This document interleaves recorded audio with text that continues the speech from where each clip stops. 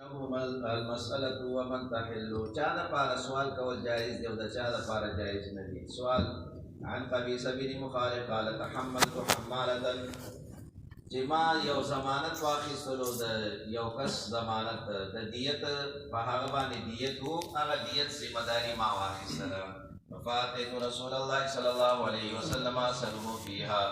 د نبی علیہ الصلوۃ والسلام نبی تاسو پر فقال اقم دلته کې نه ساشا حتى تأتينا الصدقات من زکات مال لاشي نو فنأمر لك بها نو وزبا اډر جاری کما چې الکه دا زکات د تور کې چې دې په هغه خپل قرض لړندګي. ثم قال يا قبيصة نبيرة نصيحت وکړو چې ان المسألة لا تحل الا لأحد ثلاثه چې دا سوال کول دا د هیڅ چا لپاره نه جایز کیږي سوا د دریو صورتونو نه چې درې صورتونو کې دا جایز کیږي. رجل تحمل حمالة یودا چې یو کس باندې قرض راغلی ډیره زیاته قرضه فحلت له المسألة د لپاره سوال کول جایز کیږي حتی یصيبها تر دې پورې چې دې دا خپل هغه بوج ور باندې ختم کړي دا چې کومه قرضه په راغلی هغه په قرضه د پوره شي. ثم يمسك د دې نه بعد به د سوال نه بندي د سینې چې بیا عادت جوړ کی چې کله دا قرضه پوره شوله چې د باندې راغلی دا د دې نه بعد به بیا سوالونه نه کوي. ورجل دویم نمبر هغه کس دی هغه دپاره سوال کول جایز دی اصابته جارحه چې دته یو آفت را رسېدلی وي. جارحه آفت ته ویلی کېږي لکه اورو لګېدلو هر څه وسوځېدل ختم شو یا زلزله پې راغله په هغې کې هر څه ختم شي یا سیلاب راغلو هر څه یې تېنه یوړله او مکمل دی د خیره سره ختم شو. اول نو ښه مالدار و خو د دې آفت سره خوارکې غریب شو احتاجت اجتاحت ماله تر دې پورې چې ختم یې کړو د ټول مال دې جایحې د دا ټول مکمل مال ختم کړلو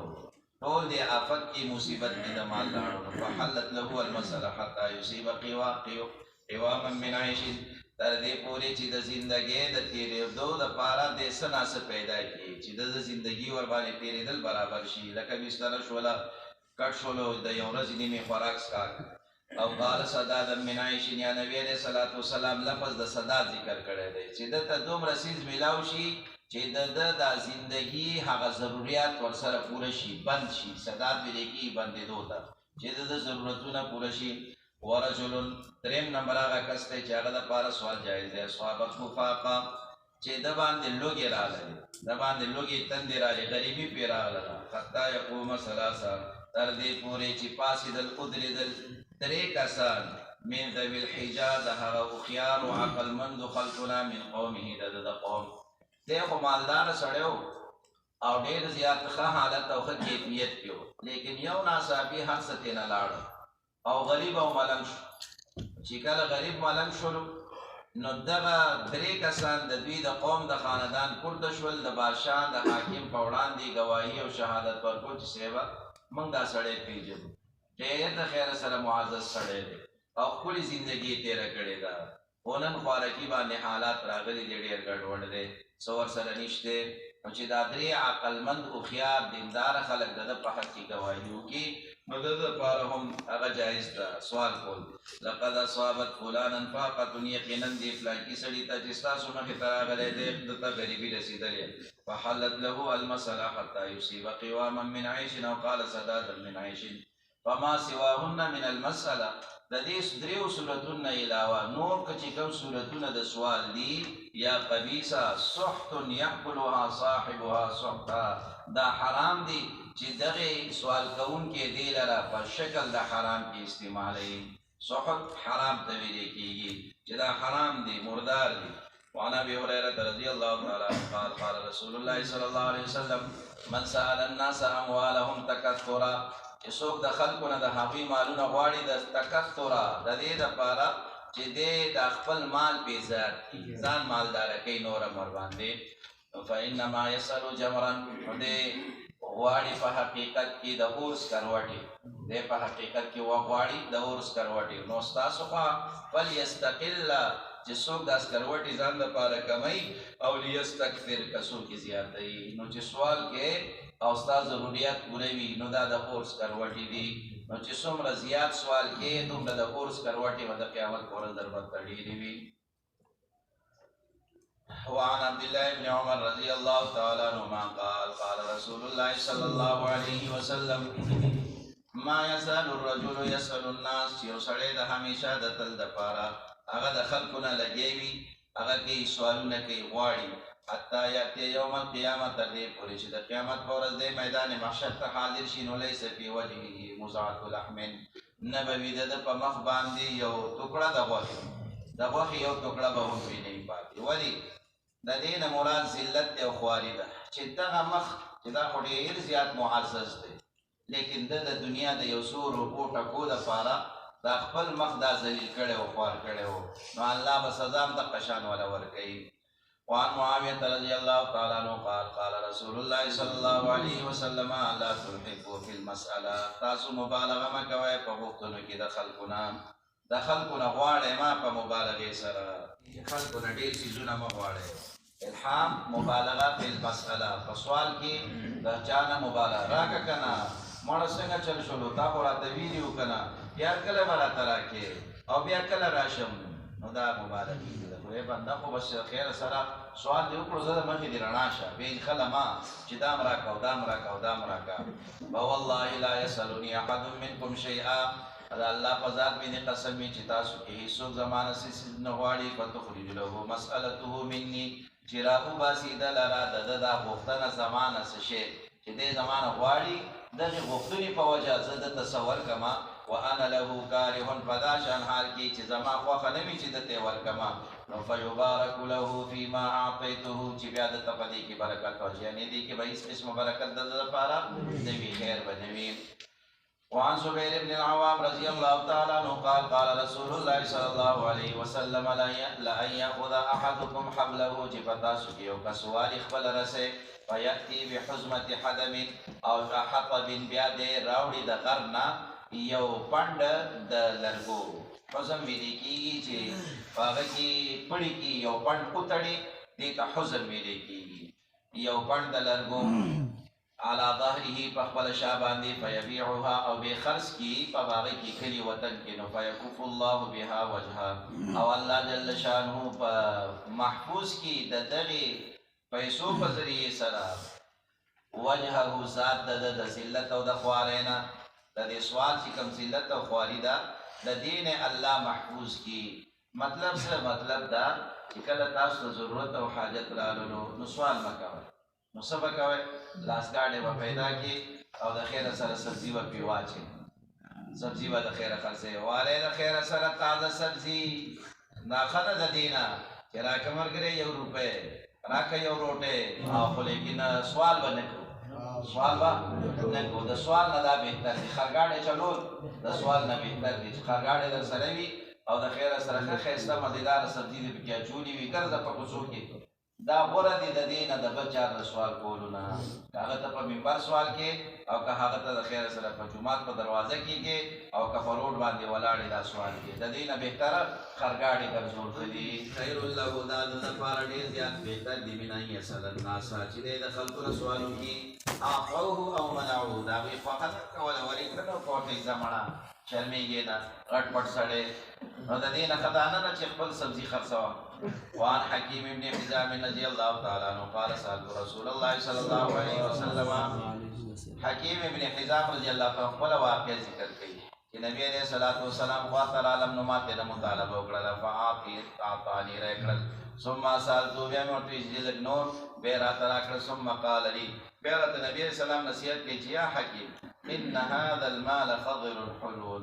چې دا مال او دا دنیا چې دا ډېر سرسبز او شادابه ده مطلب څه چې دا ډېر دلکش ده سړی ځان ته راکاږي حلون او خوږوالی دی په دې کې مټاس دی په دې کې فمن اخذه بسخاوت نفس چا چې دغې دنیا لره حاصله کړه د زړه د سخاوت سره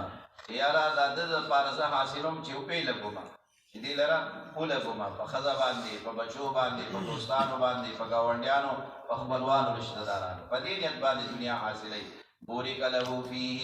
الله د تپدی کی برکات اچي ومن اخذه چا چې د دنیا لره حاصل کړل به اشراف نفس د نفس د تمی سره به اشراف نفس د نفس د تمی سره چې د پتما باندې حاصل کړل مبارک فی د پاره به هیڅ قسمه برکت پکې نه وي. وکانه کالذي یاکل ولا یشبع، او دی به وي په شان د هغه سړي چې هغه خوري او مړېږي نه، چې هغه خوري او مړېږي نه. دغه شان دی به دا دنیا جمع کوي لکه د سوالګري خوارکیان. دوی دنیا جمع کوي ښه ډېره ورسره وي، خو لیکن دی پکې خیرن پیرن وي، دی پکې پیدل وي، او دی پکې د خیره سره هلکه دا پیسې په ځان ولګه بیمار یې که نه وي نه هغه مې د خیره سره مړي ژوندي ته سره نو دی ترې نه مړ شي، لیکن هغه پیسې چې د ګاډۍ د چا سره دی هغه سره ګاډۍ پاتې شي، ځکه دی چا ته ان نه شي ویلی که نه. کوم کور یې اخیستی دی په کرایه چاته ورکړی هغه کرایهدار ته پاتې شي، نیک مړ شي. ځکه هغه چاته نه یې پلان ته نه یې ورور ته ویلي دي او نه یې بچي ته ویلي چې زما دلته کې دا کور دی. ځکه که دی ورته وي بیا خو مشهورېږي که نه چې د دې سړي خو کور هم شته او دومره ګاډي دي پلانکي ته یې په دنده باندې ورکړي دي. نو دا حل دی ویلی نه شي. نو دغه حال کې دی مړ شي، نو د خیره سره دی بل کس ته چې کوم د ګاډي ډرور دی هغه ته نه د بچی معلوم وي، نه رور معلوم وي، نه کور ورته ښودلی وي، او دارنګه چې کوم کور کې اوسېږي کرایهدار هغه ته هېڅ نه وي معلوم. نو بس هغه کور کې دی پوخ دی راشي یاره یو بابا و باید دې وبخي ډېر یو ملنګ سړی و، خو بس د خیره سره ورک شوی غیب شوی دی، نه یې زوی پېژنم او نه یې رور پېژنم،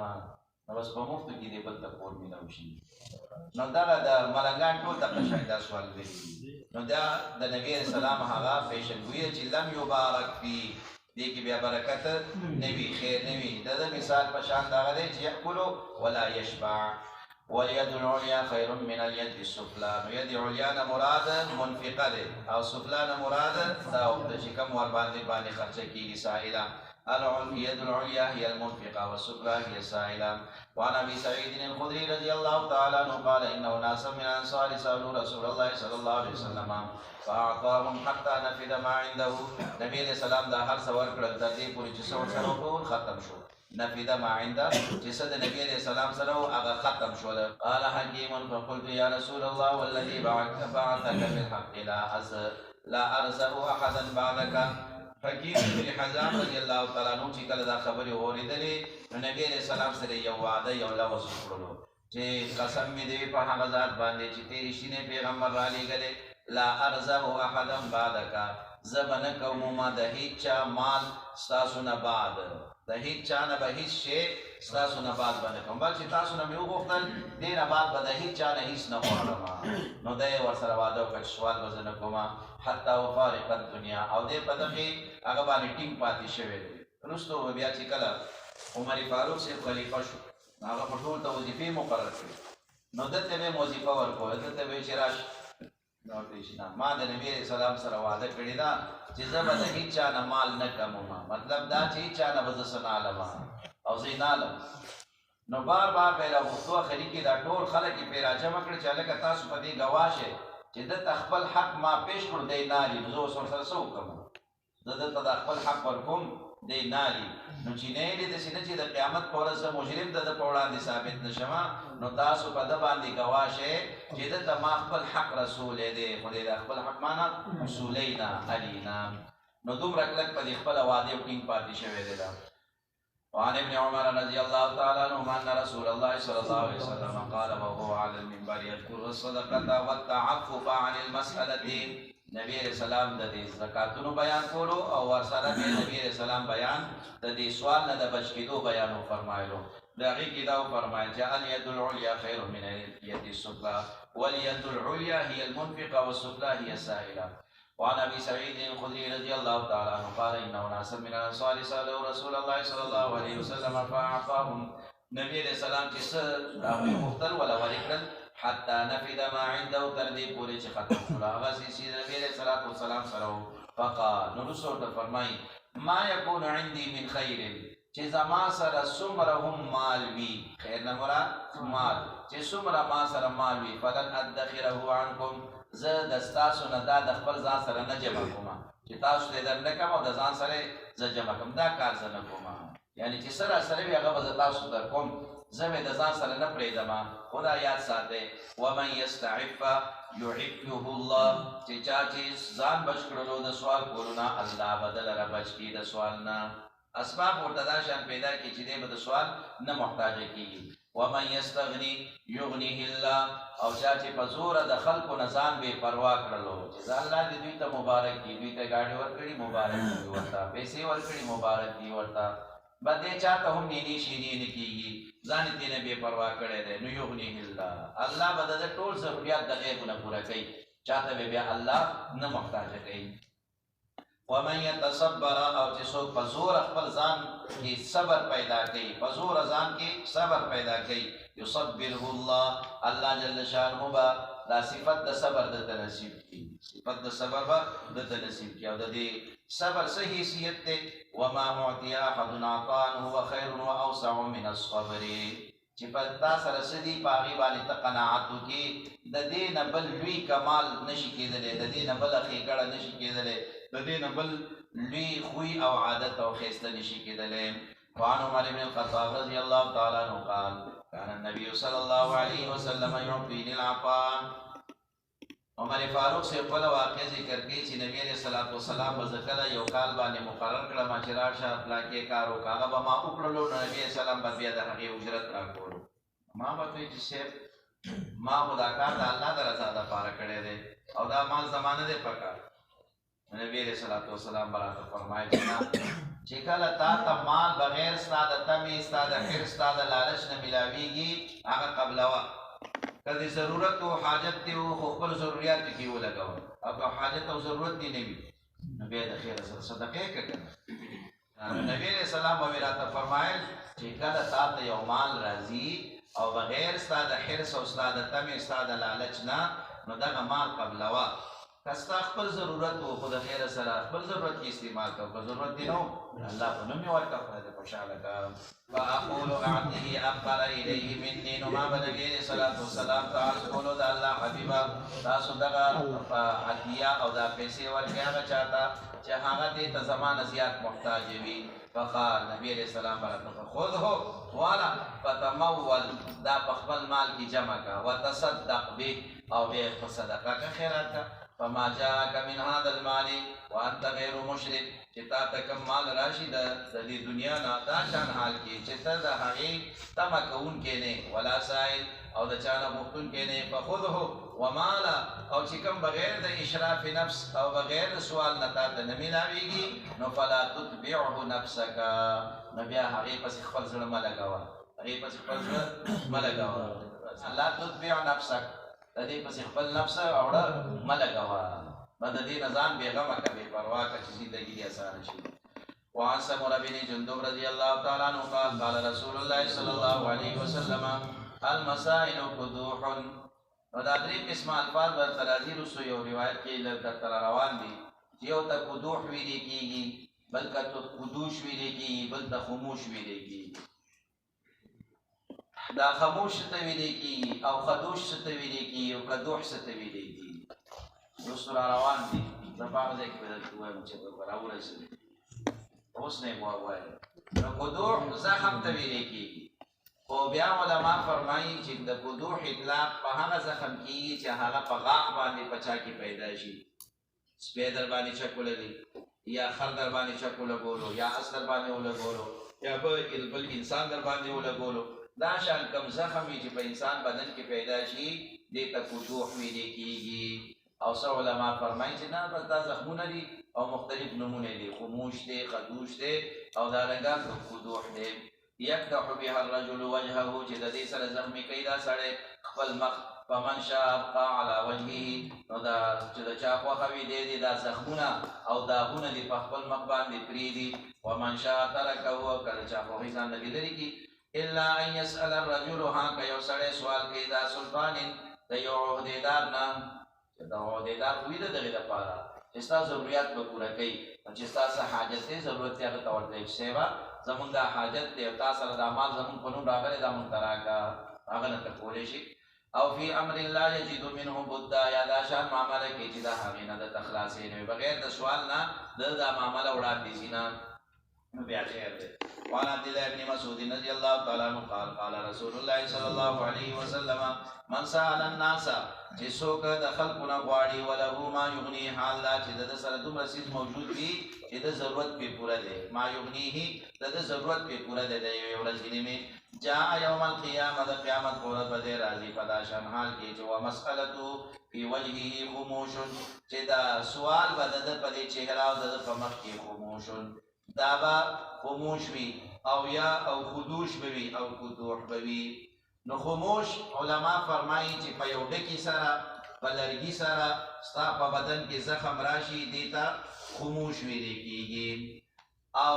خدوش ودا په نوکونو سره چې په نوک سره ستا په بدن کې زخم راشي دیتا خدوش ویل کېږي او خدوح دا تاسو مخکې ذکر شولو چې د غاښ کم زخم وي هغې ته خدوح ویل کېږي